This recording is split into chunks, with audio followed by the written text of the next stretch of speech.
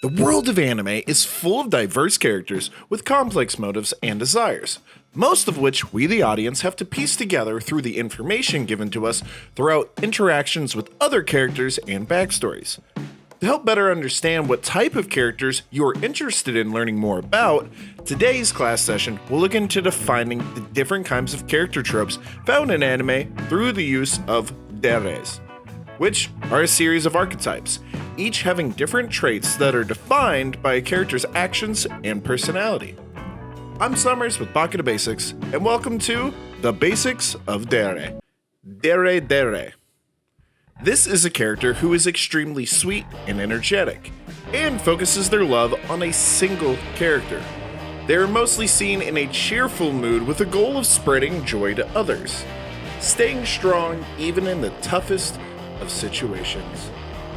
Some of the characters that you could find in anime that would fit this bill would include Iruma Suzuki from Welcome to Demon School, Iruma-kun, Alphonse Elric from Full Metal Alchemist, or Ochako Uraraka in My Hero Academia. Himedere, a character with a massive princess complex. They can be an actual princess or simply think that they should be treated as such by the people around them. Someone like Erina Nakari in Shokugeki no Soma or Sawachika Eri in School Rumble would be the latter. The former would include someone like Cornelia Le Britannia, who is an actually hailing princess from the Code Geass franchise. And my personal favorite would have to be Mary Saltomi from the Kakagiri franchise. All four of these characters are wonderfully different, which helps to encapsulate what it can mean to be a Himedere. Yandere. This trope refers to characters that often start out as an antagonistic force against the main characters, but they tend to switch sides after becoming fond of someone that they have been going up against. The easiest place to find a Yandere is in Fairy Tail, where literally half of the villains end up in the main cast of characters after falling for someone on opposite sides, either romantically or friendship. That's just Fairy Tail. Yandere. The essential, shy, and quiet type. This is often seen as being asocial and afraid to talk. Many times misunderstood by others, they are simply just very closed off for one reason or another, but once they are comfortable, they will gladly open up with those that they trust. A couple of examples that you can find in anime characters would be Hinata Hyuga in Naruto, Corona from Soul Eater, Sailor Mercury in the Sailor Moon series, and of course, Shoko Komi from Komi-san Can't Communicate. This is a wide variety of people who have various reasons for their shy tendencies, but all of them tend to open up slowly to the person that they find that they can trust the most. Kudere. Calm and collected. Someone that bottles up emotions deep down until the moment calls for it, or in some cases, never releasing emotions at all, even if it's a detriment to themselves. Jotaro Kujo in JoJo's Bizarre Adventure lets out emotions when his comrades and loved ones need him most.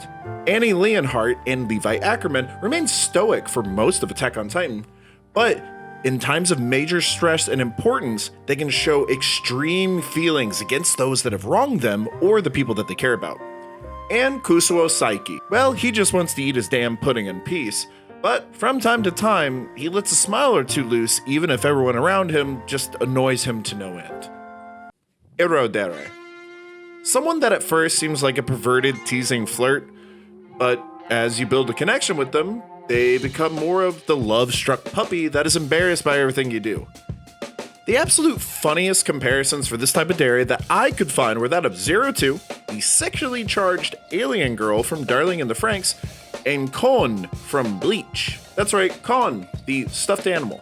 Also, Master Roshi from Dragon Ball, which, now thinking about it, yes, these three characters have so much in common that it's actually painful that I didn't recognize it somewhat sooner. Bakadere. Ah yes, the clumsy, stupid trope. A personal favorite of mine for obvious reasons.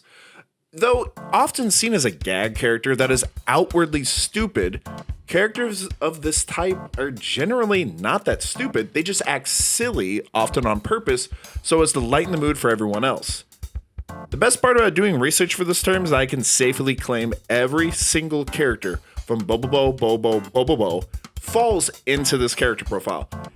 And I mean, it's a show where the main character beats up bald people with his magical nose hairs. So, yeah, enough said.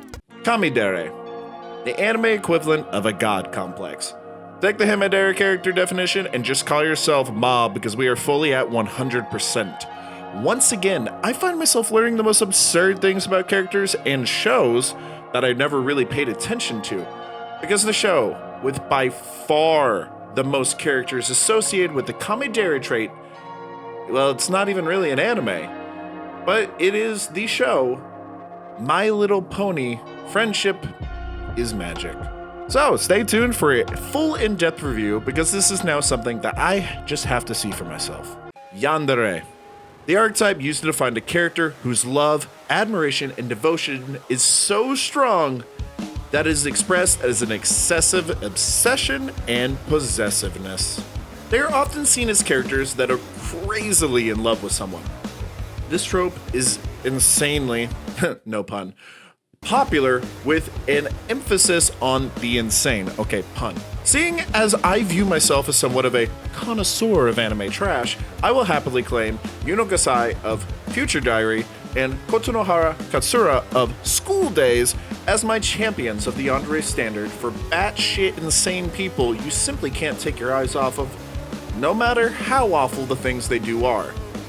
Murder is not the answer to all your problems, but it is certainly an option for these characters. Sundre. In my eyes, this is the peak Dere form and likely the most well known within the fandom. Tsunderes often act rude, cold, and hostile to those they show interest in any way to hide the loving feelings they hold towards them. Call it a high school syndrome, I suppose. As for examples, I have many options, but I think it's best for me to point out that Levi Ackerman has qualified for almost all of the tropes in some way or shape or form, so that likely speaks to why the fandom loves him. And also Jotaro Kujo and Irina Nakari, the princess complex from Food Wars. Deep down, we're all Tsunderes at our core, whether we want to admit it or not. Darude. This is the rarest Dere archetype. Darude are notoriously lazy and indifferent in both anime and mainstream media. While these characters are meant to be boring and overshadowed, many Darude have become beloved fan favorites for their comedic and relatable behavior. While I was going to give an example for this, I found an article about Kirito. Yeah, the guy from SAO that we always complain about on this channel. Well, he fits this definition, and it rattled my brain for so damn long that I just decided, you know what, yeah, that makes too much sense. He certainly, fits this definition. There are loads of other types of Deres out there to learn about, so if you're interested in learning more, I highly recommend checking out the Dere Types fandom page. It's a great source of knowledge that has helped me learn more about these archetypes in the past. If you enjoyed today's session, please consider subscribing to the channel and ringing the notification bell to keep you up to date whenever a new Baka video comes out. As always, like the video and comment down below what type of Dere you think best suits your personality. I've been Summers, and I'll see you the next time class is in session.